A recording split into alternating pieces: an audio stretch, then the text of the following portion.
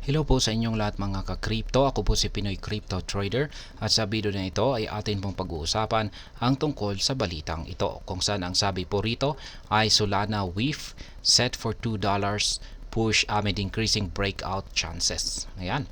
Mukhang Solana meme coin na si Dogwif Hot ay naghahanda raw po itong akyatin ang presyong $2 sapagkat mukhang marami raw pong parang tumataas daw po yung tsansa na makaranas ito ng isang breakout na magdudulot sa kanyang pag-angat sa presyo patungo sa $2. Kaya yan po ang siyang ating pag-uusapan sa video na ito. Pero bago po tayo magpatuloy, ay nais ko lamang po munang bigyang linaw ang aking disclaimer kung saan ang nilalaman po ng video na ito ay hindi po ito isang financial advice. For education and information purposes lamang po ang layunin nito.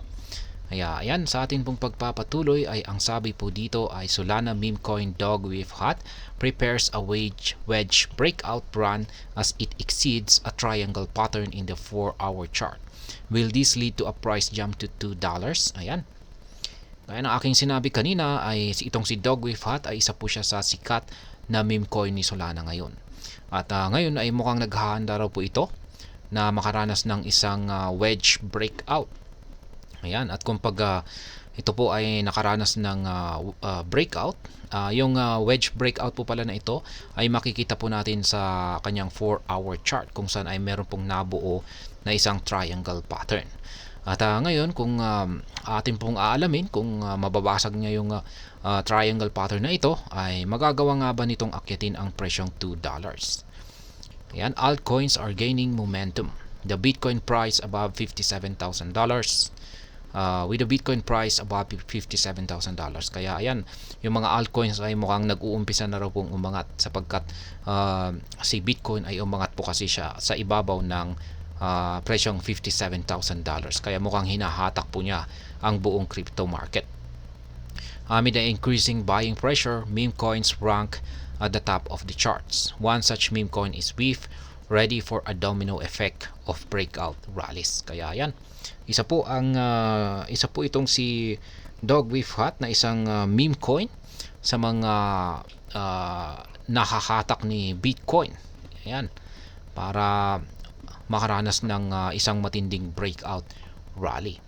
As buyers overcome the hurdles in the shorter time frames, WIF shows readiness to outgrow the long coming wedge. Ayan na nga. Mukhang itong si Dogwif Hot ay mukhang handang-handa na po siya para makalabas sa kanyang ginagalawang pattern, napakahabang wedge na pattern at ayan, posibleng magresulta po ito sa kanyang pag-angat, matinding pag-angat sa presyo. WIF ready to outgrow wedge pattern. In the daily chart, WIF reveals a long coming falling wedge pattern, starting with the correction phase in April 2024 under the influence of a resistance trend line.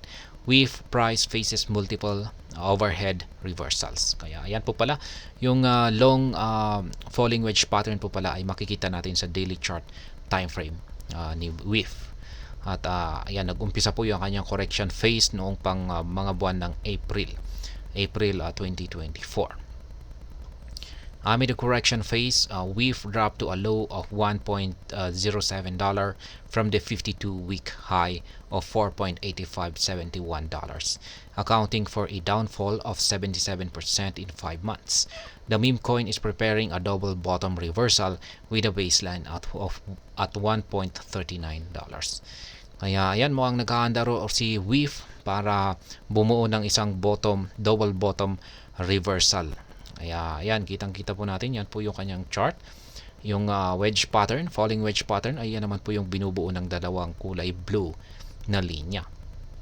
Kaya yan, yung inaasahan po ng karamihan ay dito po siya sa upper portion makakaranas ng breakout sapagkat kapag yan po yung nangyari ay ayan, posible po siyang magpatuloy sa kanyang pag-angat sa presyo. Dulot po ng kanyang breakout na ito.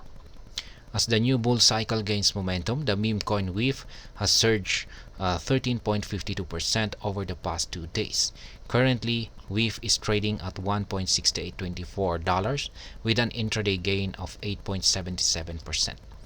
With a bullish reversal, the MACD and signal lines have returned to a positive alignment, resulting in a surge in bullish histograms. Meanwhile, the daily RSI line shows a bullish divergence in the double bottom pattern. As a result, the momentum indicators are triggering a buy signal for price action traders. Kaya ayan po, maging yung dalawang ayan yung dalawang indicators dito na yan, ginagamit po ng maraming mga traders na si MACD at saka si RSI ay nagpapakita raw po ng buy signal. Yan. Triangle breakout run for WIF. The recovery rally has triggered another significant price action signal in the 4-hour chart, with WIF breaking out of a triangle formation and crossing the $200 EMA, yan, or moving average. Kaya ayan, sa mas mababang time frame po, ang 4-hour chart time frame ay mukhang nagpakita na raw po ng isang breakout itong si Dogwifat sa kanyang triangle formation at nag-cross na rin yung kanyang presyo sa ibabaw ng 200 EMA. At ayan po yung chart ng 4-hour chart time frame ni Dogwifat. At ayan na nga, kung titignan po natin dito sa dulo ng triangle pattern na ito, ay nakaranas na nga po siya ng breakout. At maging yung mga moving averages natin dito ay ayan, nag-cross na po siya sa lahat ng mga moving averages natin dito. At naglalaro po yung kanyang presyo sa ibabaw ng mga ito. The increasing bullish influence has led to a positive crossover of the 20 and 100 EMAs, with a crossover of the 50 and 100 EMAs likely to follow, based on Fibonacci levels. The WIF breakout rally is expected to reach 23.60% or 38.20% Fibonacci levels at $2.04 and $2.52 respectively. Kaya ayan na nga po, base po sa mga technical charts or technical analysis na kanilang ibinahagi rito ay napaka-bullish po ang kalagayan nitong si Dogwifat at possible nga, mukhang posible nga na aakyatin niya ang presyong $2 sa mga paparating na araw. At ayan, hanggang dito na lamang po tayo sa video na ito mga ka-crypto. Sana po ay inyong nagustuhan ang aking paliwanag sa video na ito. Kung inyo po itong nagustuhan, pakiclick lamang po ang like button nito. Para naman po sa mga bago lamang dito, kayo po ay aking inaanyayahan para mag-subscribe.